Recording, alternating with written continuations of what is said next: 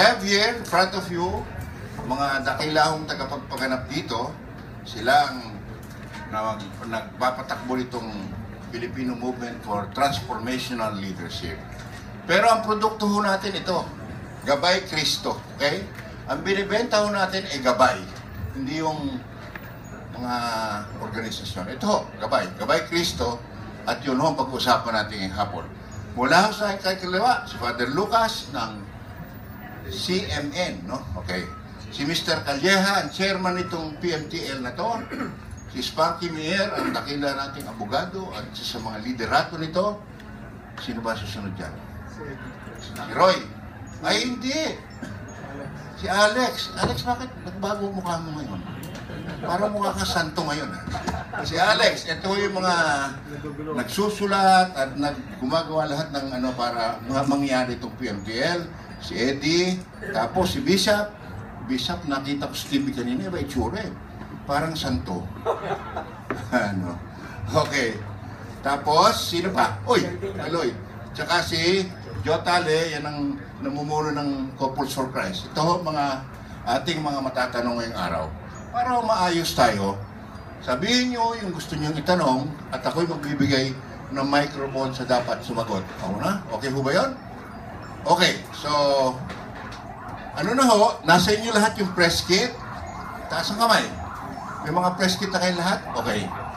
Yun hong mga speech, tsaka yung mga binigkas kanina ng umaga, makukuha niya sa email. I-email namin sa inyo lahat yun. So huwag kayong mag-alala, lahat yung speech, lahat ng mga pinagsasabi, lahat ng mga purong inampalan dito ay makukuha niyo mamaya. Okay? So okay. So, ito ang mikropono. Unang tanong, sino? Ano? Sino? Walang gusto magtanong?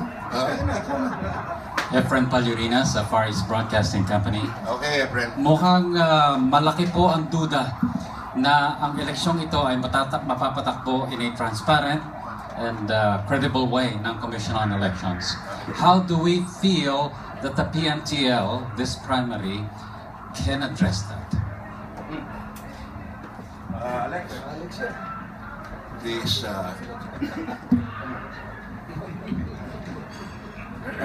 We are actually joining the efforts of other organizations, other groups, in seeing to it that the 2016 elections would be transparent and peaceful and orderly.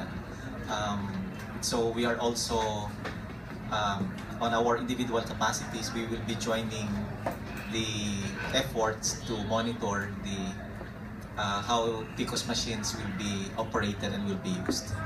In fact, some of our member organizations in the PMTL are heavily involved in the monitoring activity over the PCOS machines use.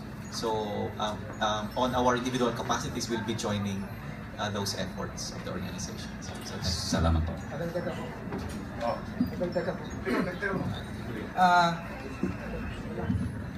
Totoo yun, Efren, yung sinasabi na marami ang pagdududa, no, sa lahat ng ginagawa. Partikular, marami na rin ang nagbigay ng komentaryo sa PCOS. Kaya nga, patungkol doon sa gabay, ang sagot ko'y ganito. Ang pinakatugon ng PMTL ay ang gabay. Sabihin na natin na gagamitin ng kung sino man ang PCOS, gagamitin ang lahat ng mechanism sa pandaraya. Ang tugon ng PMTL ay itong gabay. Sapagkat pagkatapos nito ay ibababa namin ang gabay sa lahat ng mga bumoboto. And we will equip every voter ng isang kaalaman kung paanong bumoto. Hindi naman maliit lang ang mga naaabot ng gabay na ito. Okay? Sa kanina, sa presentation, sa launching, ay nasabi ni Atty. Lacson na conservatively we can bring down this gabay to 10 million people. Conservatively. Ngayon, kung ang mga 10 million na yan ay gagamitin ng gabay, ibig sabihin pumili sila ng sang-ayon sa matalinong pagpili. Kahit anong pandaraya ang gagamitin sa eleksyon ito, hahanapin at hahanapin at hahanapin nung mga matalinong bumoto. ang boto nila. Paano nila masasagot yun? Maraming salamat. Sino pa? Roy, gusto kong dagdag. Ang idadagdag ko lang, yung gabay, ipapatranslate po namin sa lahat ng dialects sa buong Pilipinas. No? May mga katulong na nakausap na ni Bishop Ruben. So, hindi lang po ito ipapakalat, ipapatranslate pa namin sa lahat ng major dialects sa buong Pilipinas. Dadagdag lang ako sa tinanong mo. In fact, ngayon lunch, may meeting kami. Kasi yung Comelec humingi sa amin sa isang kalyado natin, yung Advertising Foundation, na gumawa ng vote, ano ba tawag doon? No bio, no boto, di ba? Nagpapatulong sila dahil I think there are about 8 million voters that have not yet gone through that. And we are going to help them. We're going to create a communication campaign para lahat ng mga tao magkaroon ng pagkakataong magpabayo at magboto. Okay? So, umpisa natin next week. So, hopefully, makakatulong yan. Okay? And of course, you have the PPCNB, you have the NAMFREL, and you have all of these groups. And then I think Joelina also has a group that's meeting here next Saturday who are all after yung pinatawag nating transparency, cleanliness, tsaka credibility ng voting. So hindi ho, although wala sa aming primary yan, kasama ho yan sa pagtawag dito, pagtatrabaho namin para maingganyo yung ibang grupong para gawin yan. Okay? Salamat. Sino next?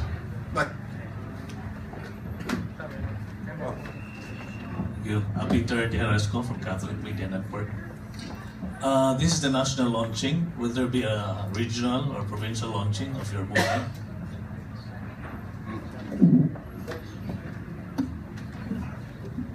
Right now, there are no plans yet, but we will discuss that in our conveners meeting.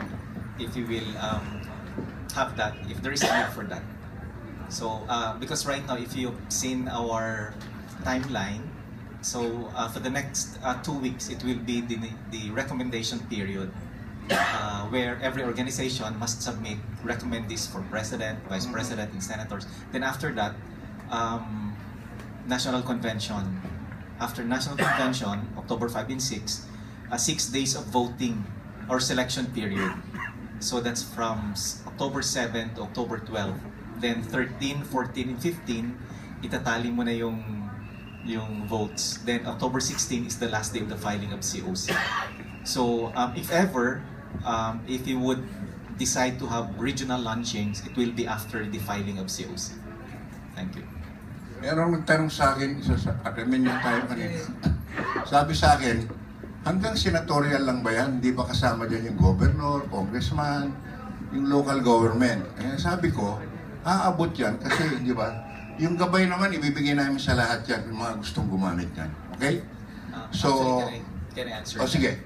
We invited actually the president of Silingan Ka, that is the group, parang People's Primary Group in Ipil, Zamboanga Diocese. They started a similar People's Primary as early as 2004 under the leadership of Archbishop Tony Ledesma. And they have been doing that.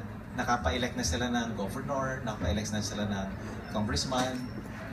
So the president, I actually invited him, so he's here, no? Hindi lang siya na-introduce kanina. And so eventually po, what will happen is that may mga grupo doon sa bawat diocese, in 86 dioceses in the country, that will replicate itong ginawa ng Silingan Ka. Basta pag local, governor, congressman, mayors, sila ang bahala doon. Then pag sa national, we partner with them. So hopefully we can do that. So, thank you. Dagdagan ko lang yung kasagutan sa tanong ni Mr. Deresco. Siguro, kahit na walang mangyaring regional launching, although that's ideal, ang bawat organisasyon ay expected na i-cascade at i-echo yung mga nangyari dito sa national launching. So, anyway, merong pagkakataon na mas malawak pa ang pagkaintindi nitong PMTL.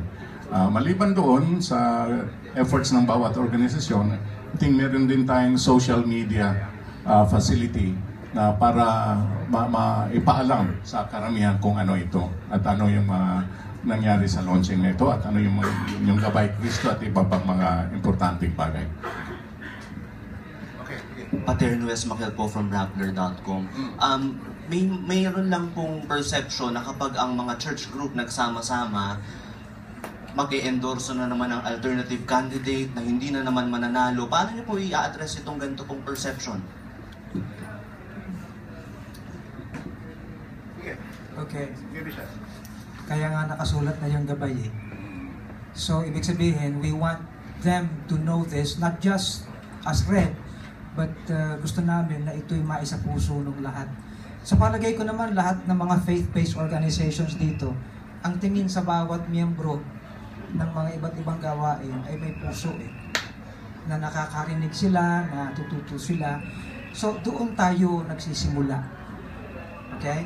Ang pananampalataya ay nanggagaling sa mga nakasulatan at itinatanim sa ating puso. Yun ang inaasahan natin. Ayaw natin ng isang pandinig na pasok dito, labas dito. Kaya iba ang dating ng gabay mismo na sisimulan ng mga faith-based organizations. Hindi sila binabayaran. They do not need to be bought para gawin ito. They just need to have the heart for it. Yung premise ng tanong mo, ay, gaya ng dati yan. I would like to say that this is the first time in history that you have the Catholics, the Protestants, the Evangelicals coming together on a united front. So, hindi gaya ng dati. Kasi walang dati.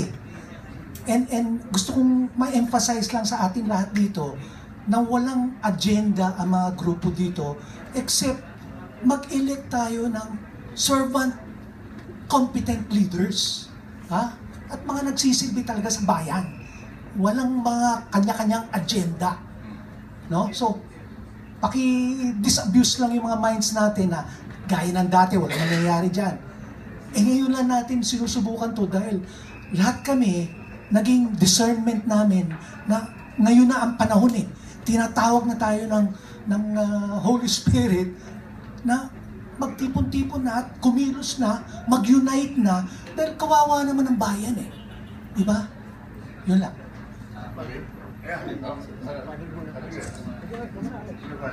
Father Francis Lucas po. This is a big movement. Nakita nyo sa launching. Ang puso nito ay yung gabay. Ang objective nito, magkaroon ng transformational leadership. The CBCP as leadership never endorsed any candidate in the past. Hindi niya gagawin ngayon. Kasi sinasabi ng CBCP, the leadership of the CBCP, the bishops, will walk by, will feel the pulse of the people, will be with them. Sila mamimili, sila ang boboto. So yun ang malinaw doon. So we have to bring Christ back into politics, quote-unquote, according to President Archbishop Soc Villegas of Dagupan. So yun ang gusto nung mangyari as a faith-based groups. Lahat naman kasi, Kristo ang tampulan ng pansin. So ibalik sila sa puso at damdamin at maging mapananagutan sila towards transformational leadership, which also implies self-service, visionary, works for the improbable. Diba? Kasi kung yan dyan na, dati na yan eh. Diba? So, we have to come up with a new normal for elections and for bringing up people who may not have very selfish interest. So, sa laki nito, we hope that God and the Holy Spirit will continue to guide us. So, okay. Siguro ang isang aspeto na gusto rin nating ipahayag dito ngayon, malinaw po sa amin, sa conveners, na ito'y for the long haul.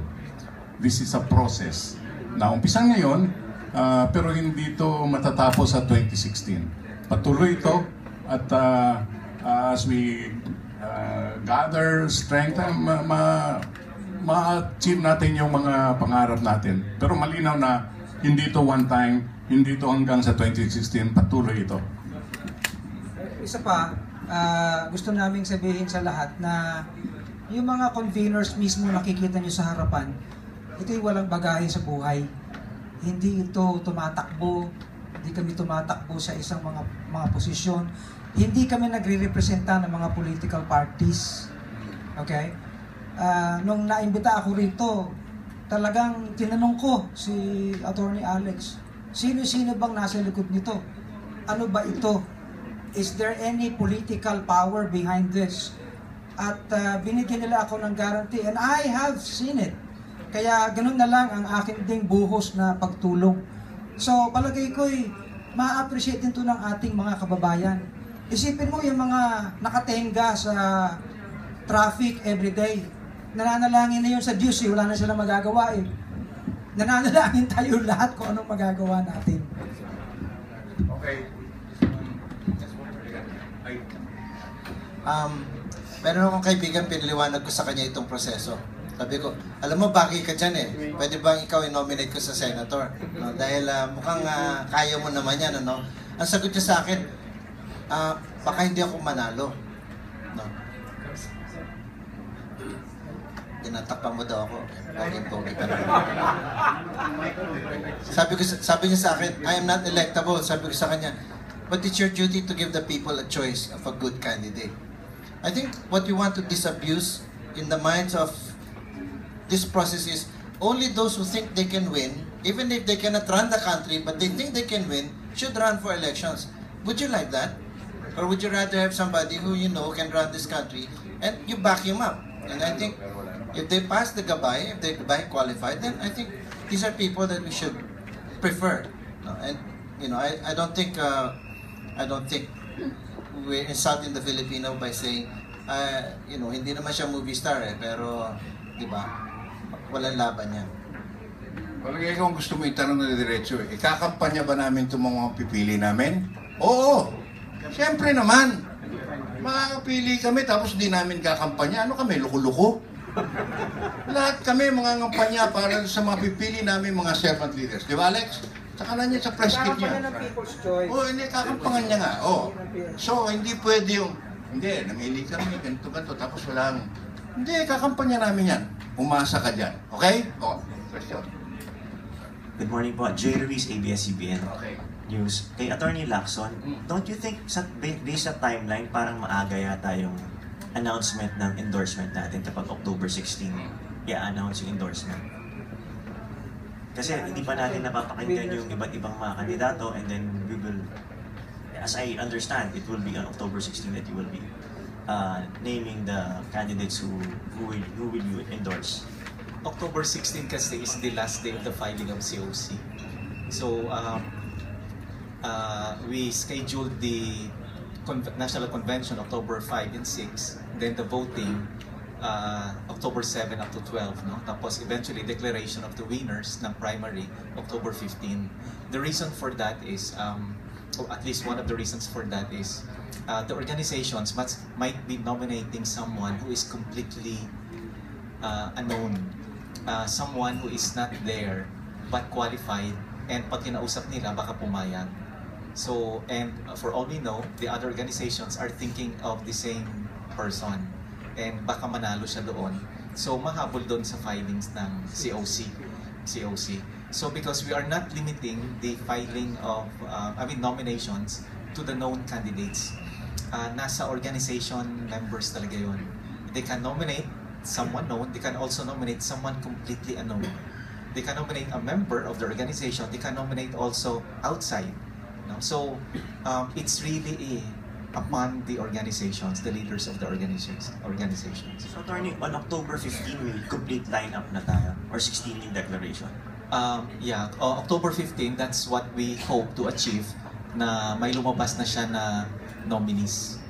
At least for, again, a president, vice president, and senators. In the future, again, this is only for 2016, but in the future, we can expand it to include local positions, governors, congressmen, mayors down the line. To Father Francis, Thank you. thank you, Attorney. Sorry.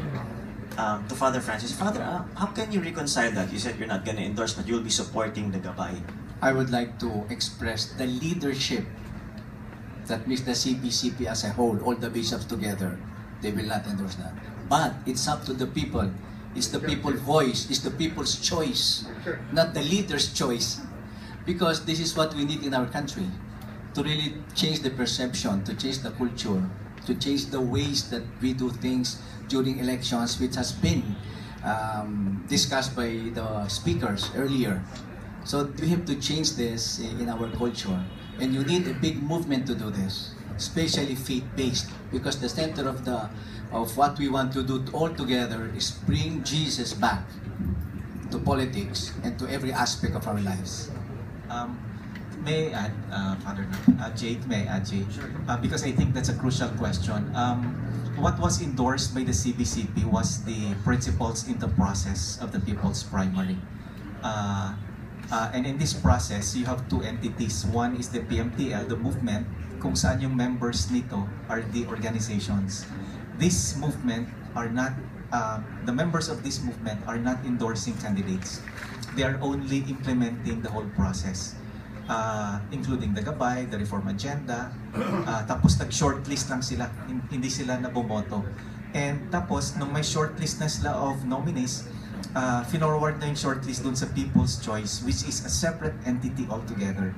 No? So itong People's Choice ngayon, individual members ang magre-register dito, but voluntary on the part of the members of the organizations under PMTL. Kung sino lang may gusto. No? So register sila doon sa People's Choice, which is a separate entity, tapos pumili sila doon sa shortlist na ginawa ng movement. As of this time, we cannot really foresee how many, but maybe I should say that the total combined memberships of the convener organizations in this PMTL as of now, pag sinabi mong 10 million conservative. Kasi in fact, when I mentioned 10 million kanina, enlightened voters among our ranks, kinalabit kaagad ako ni former CJ Puro. Sabi ni Alex, it's more than that. We are more than that. So, we're just saying conservative. So the challenge in us really is how to cascade this to our members. Huwag mo na muna isipin yung public, halimbawa, we just focus on our memberships. So the challenge is how to cascade this effectively to our memberships. Okay. So, tapos, apart from our memberships, mayroon pang alliances with the multi-sectoral organizations kasi there may be organizations like professional organizations, the architects, the engineers, the doctors, the dentists who may want to join us because they like the process. So alliances na lang yun. So they can support the results of the People's Primary. So it can really happen that way. It can snowball. No? It can snowball. So si Manny Magato po sa Reuters. So ang concern ko lang, paano kaya, ano kaya gagawin ng convener to make the people vote what the group will endorse? Kasi hindi naman kayo Iglesia ni Cristo na pag sinabi nyo, eto yung boto, eto talaga ang boto ng members. Pero yung in history, yung Christian churches, hindi siya political. So ano kaya ang gagawin nyo para talagang iboto yung may endorse ng grupo? Okay, let me answer that sa perspective ng isang pastor. Okay, halimbawa, lahat kayo'y Baptist, lahat kayo'y members ng Lighthouse. Tatayo ako sa harap. Sabi ko, mga kapatid, itong gabay na ito ay sinasang-ayunan ko. No? Bilang gabay na consistent sa aking itinuturo sang-ayon sa Bible. Dalawa kasi ang level ng aplikasyon ng gabay. Ang una ay yung mga member organizations ng PMTL. Okay? For example, Bible Mode, o kaya PCEC, o kaya naman kung ano man. So yung mga member organizations, gagamitin nila yung gabay para mag-nominate sila. Okay? Ang ino-nominate naman nila hindi lang isa dalawa, kahit tatlo pwede. So ang gagawin ng PMTL, kukunin yung mga ninominate noon, bubuo ng shortlist. Okay, balik tayo sa setting. Sasabihin ko sa members ko sa church, okay, ito ang pamantayan. ito ang ikalawang aplikasyon ng gabay. Ito ngayon ang lumabas na mga nominees na sinabmit sa PMTL. Gagamitin nyo ito para kayo'y pumili. Okay? And then kung ano man yung mapili ninyo, bawat kandidato, i-scorean nyo, edi i-text nyo through our mechanism. Okay? Ang gagawin ng PMTL ay ipoproseso lahat ng mga magte-text at sasabihin kung sinong winner. Okay? E di, pwede din naman akong magsabi, ang naging winner sa prosesong ito ay si ganito. Okay? So, bahala kayo. Okay? So, ganun yun. So, hindi talaga na ang nag-i-endorso ay yung simbahan. Okay? Ang talagang gumagawa ng boto ay yung tao. Okay?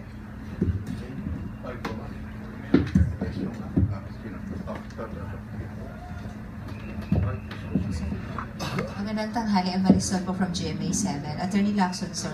Lagi-lagi naman hong ganito, lalo pag malapit ang eleksyon, talagang may mga gabay, may mga gano'n naman ho lahat. Why did we need to come up with this po, itong Filipino movement? Bakit kailangan pa natin mag-launch ng ganito? May certain process na nasusundin when we do it. Lagi naman ho yung ginagabayan talaga ho yung ating mga kasamahan sa simbahan kung sino po ang dapat natin piliin. Siguro po 3 reasons, no? Thank you for that question. The first reason is that of course, this is very obvious that we need to elect better leaders for our country. So, since although we've been using gabay before in the past, may kanya-kanyang gabay tayo, kanya-kanyang simbahan, kanya-kanyang organization, kanya-kanyang sarili-sariling gabay. It seems that, well, it is very clear that it's not effective because we are not able to elect good leaders for our country. So we need to come up with a better system, a more effective one that can really guide our members in an effective way in choosing honest, competent servant leaders. So that's one. Ano po. Second is ano po, no? Itong ginagawa po natin ngayon, we are really trying to unite or build an army of enlightened voters, beginning with our members. Itong gabay po, this is a tool for voters education. No? Kung tingnan nyo siya dyan, napaka-specific. No? Yung before kasi ang gabay na ginagamit natin, masyado siyang general. Pag sinabi mo halimbawa na, sige, Christ-centered, compassion, character, conscience, no? But these are general statements. What we did, using the same categories, it will educate our people. No? So this gabay actually would really do a lot of educational campaign. We can really eliminate those problems because we are addressing these problems head on. Instead na general statements lang. But then again, sir, di ba, it's just a gabay. At the end of the day, pagdating sa botohan, sila pa rin naman susunod kung sino gusto. That's right po, no? That's right. But that's also part of the beauty of our process. Kasi, in fact, this is one of the principles affirmed by our churches, no? Evangelicals tapos itong Catholic churches na although may results na yung People's Primary, may lumabas na nominees for President, Vice President, Senators, we do not impose this on our membership. We do not compel them. We have to respect the free will of every person. So if you ask me, this is one of the beauties of the process. If I may add, I agree with you. Hindi tayo nagkukulang sa gabay kahit sa mga nakaraang election. Pero ang pagkukulang natin, wala tayong pagkakaisa. The meeting of minds. If I may speak sa part ng mga evangelicals, ng mga protestante, ng mga Baptist groups, iba-iba rin naman kami. We are not hierarchical in setup. We are very autonomous, each organization and each church. And while we have our gabays, iba-iba din naman talaga. Ibig sabihin, Yung iba, dalawa, yung iba, 3 kategorya, yung iba, 4 na kategorya. So there have been no meeting of minds as to ano ba talaga ang dapat. Ang naging maganda rito ay nag-usap-usap kami, the meeting of minds, ano ba talaga ang dapat ng mga kategorya, dapat ng mga pamantayan. So pinag-agreehan muna namin yung mga areas na yun. Okay? And so we came together.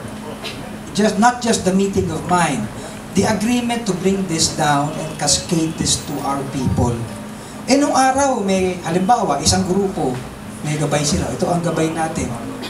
Pag malapit ng eleksyon, nagbabago na eh. Kasi pag-uusapan nila, wala naman tayong pwersa, di naman tayo mananalo eh. Yung winnable na lang. So nabura na lahat ng gabay. Pero ito, may mekanismo kami para i-deliver yon. Although ibinibigay namin yan sa people's choice. Meron pa? Question? Louis, si John muna. Louis, dagdagan ko lang, anong kaibahan nito sa dati ng mga efforts about yung gabay at mga ilang mga characteristics na gusto natin na maipili. Ang kaibahan, ngayon ay may mukha. Hindi lang gabay, gagamitin yung gabay, at hindi lang titigil doon, pero yung proseso na may convention at may people's primary, magkakaroon ng mukha yung gabay. Ibig sabihin, it's not a vague concept na ito may real face to that concept. Kasi dati, ang isang criticism nga sa mga gabay lang ang pinag-uusapan, sabi, every election na lang sinasabing vote wisely. Bakit si Wisely hindi na nanalo? Kasi walang mukha. Ngayon magkakaroon ng mukha through this process. Magandang umaga. Weng de la Peña ng Brigada News. Kay Attorney Alex Lacson. Attorney, alam natin na in 2010 tumakbo kayo bilang senador. Paano ho maiwasan yung pagpuna na baka itong grupo ay maaaring magamit ng Liberal Party? Kung saan kayo kabilang nung kayo tumakbo bilang senador noong 2010? Maraming salamat po sa tanong po na yan.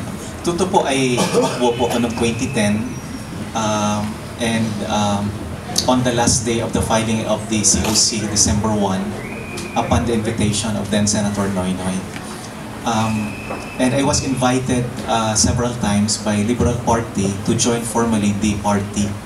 But I declined a number of times, and so I became part of the coalition, but I was an independent.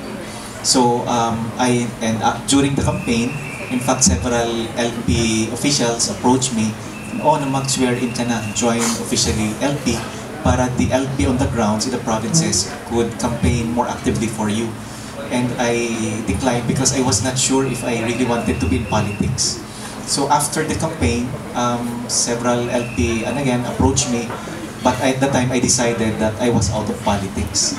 So, and since then I have not attended any Liberal Party gathering. I never joined it. So yun, and I also decided not to join the government, so I never became part of the administration. The process ng People's Primary, it is not the individuals who would choose kung sino ang magiging nominee. It is the leaders of the organizations, collective discernment. And I definitely could not influence the leadership of each of these organizations because these are more respected than me, and they have very strong foundations in what is right and what is wrong. So, thank you po. Thank you for that question. Any more questions? So, out of curiosity lang, yung grupo ba inclined na if ever lumabas din sa People's Choice, isang Muslim na candidate for any of the major positions, inclined po ba tayo to endorse that candidate? Wala naman po bang discrimination? And also sir, ano po ba yung tinitingnan ng grupo na parang sabihin natin top 3 platforms na kailangan yung makita dun sa President and Vice President especially? Joey po pala, same party.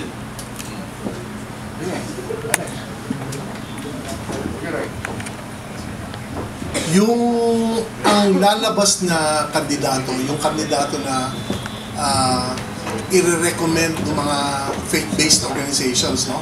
So doon magkakaroon ng election. Kung may kandidato doon na lumabas, any candidate na mai-recommenda, kahit na sino siya, may chance kung mai-recommenda siya. Yung pangalawang tanong mo naman, dun sa reform agenda, basically tatlo talaga yun. Good governance, job creation, at saka poverty. Lahat ng gagawin namin, lahat ng reform agenda bills, nasa tatlong kategorya na yun. So lahat papasok doon. Kanina maraming I think 17 yata yung bills na under those three categories. So yun ang pinaka major headings na iano namin, and this will form the agreement between the people and the person that will win. Kailangan pumayag siya dun sa reform agenda. If I understand your question right, parang tinutukoy mo, kung halimbawa dumaan na yung proseso lahat at may nanalo out of those nominees, ang parang ang tanong mo, ine-endorse ba ng PMTL yung winner na yon? Yung ba ang tanong mo?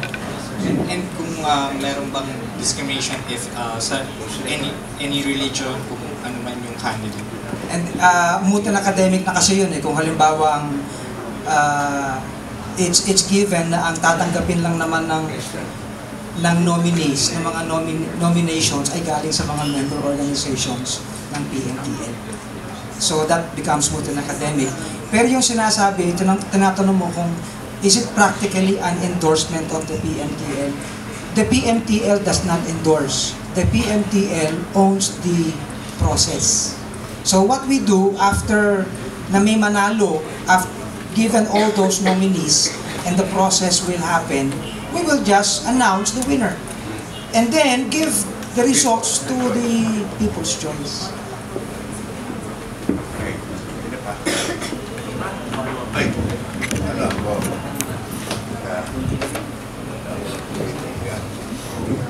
Follow-up lang po. Ina-anticipate ko syempre may magrereklamo dahil Christian groups, nasabihin na naman separation of church and state, and follow-up lang doon sa sinabi ni Bishop Abante na manggagaling lang sa member groups yung mga i-endorso ng movement. So, syempre tatanungin ng ibang tao, pag nanalo yan, Christian group ang magpapatakbo sa Pilipinas, separation of church and state. How do you address that, sir?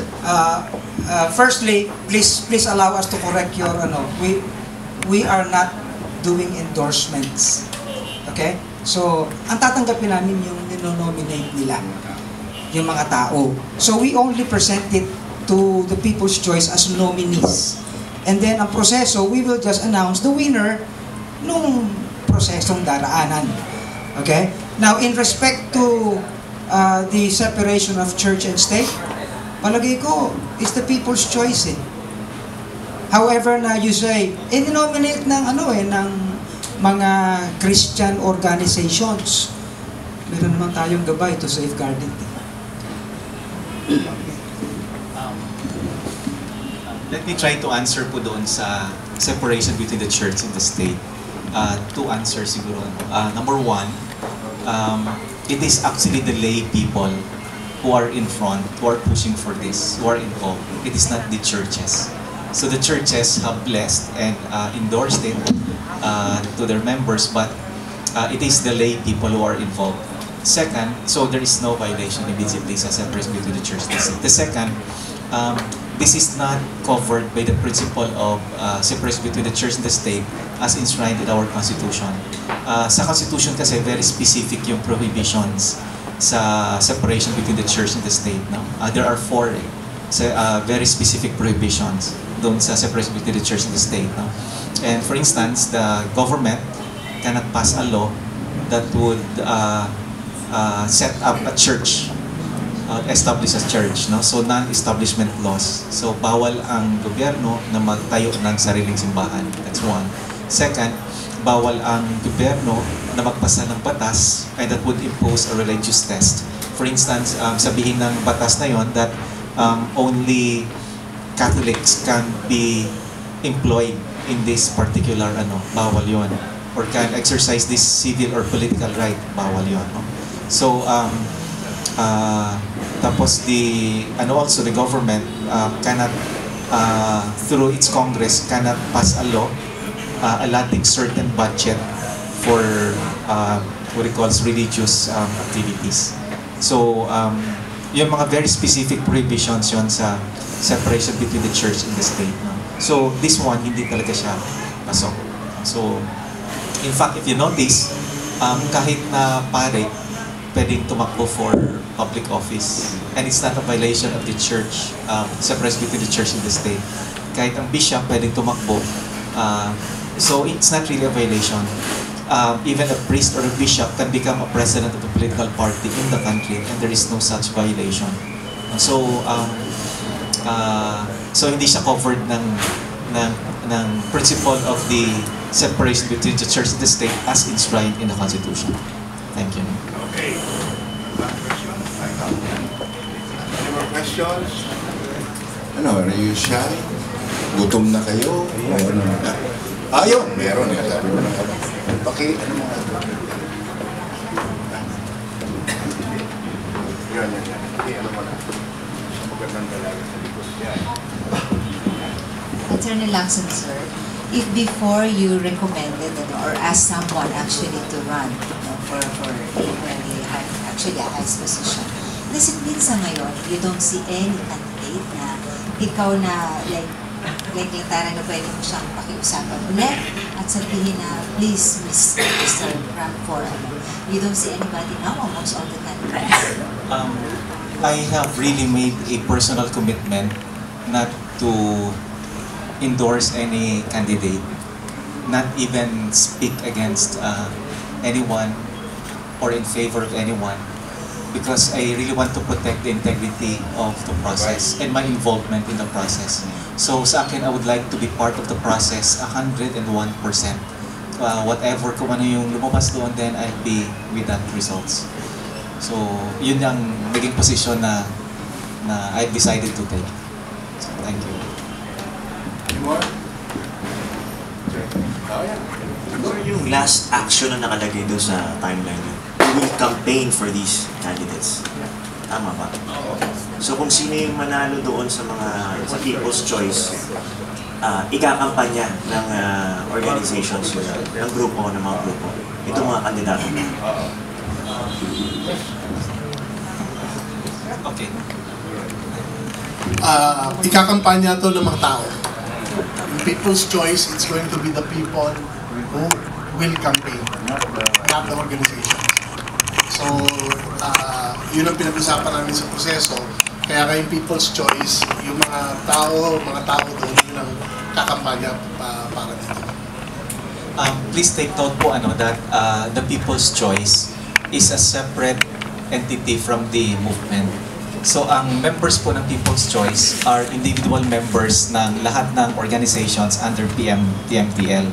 At ang pagsali po dito sa People's Choice, voluntary on the part of the individual members. Kung sino lang talaga ang gusto, sumali doon.